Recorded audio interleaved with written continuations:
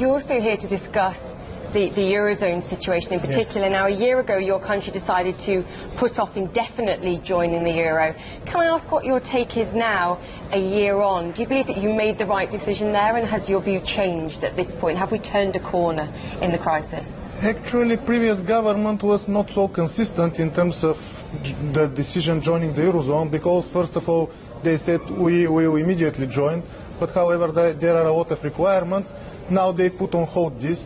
Actually, because of the situation in the Eurozone, now we are waiting to see how will look like the Eurozone in the future, what will happen with all the restructuring and new rules, and then when the time comes, we'll try to join the Eurozone, because this is a requirement. Actually, you also have to do a lot of reforms in terms of boosting competitiveness, in terms of restarting the growth. So this time it's okay for us to wait and see. Now, it's interesting for Bulgaria, from the outside observer, you've got a political crisis of your own going on, disagreements between the Prime Minister and the President. You've had protests just about every day since your government came to power. Is there a real risk here that actually your government doesn't last much longer? Actually, it depends on us. This is quite challenging environment, but this made us more focused on reforms. So we have clear reform agenda, we will follow it, and the results will show whether we should be on power or not. But are you going to be given the time to complete a reform agenda? Is your Prime Minister ultimately going to be forced to resign? The President's asked for it, hasn't he? Actually, this is not the situation. We have time in front of us. Now we are preparing the next year budget. We are preparing a lot of changes in the legislation in terms of boosting competitiveness, in terms of increasing the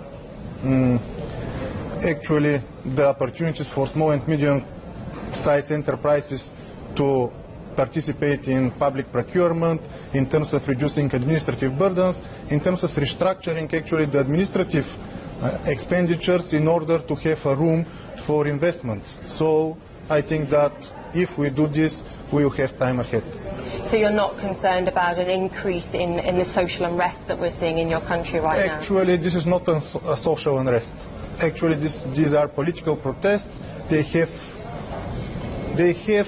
of course, what ideas for what they are protesting. They have their right to protest, but however, this is not social unrest. Social protests were in February, and they confronted the previous government. Now we are trying to do our best to have, from one hand, clear focus on restarting the growth, and from the other hand, some social measures in order to give some breath to the people, because winter is coming, because a lot of social problems were not decided yet. So these are priorities.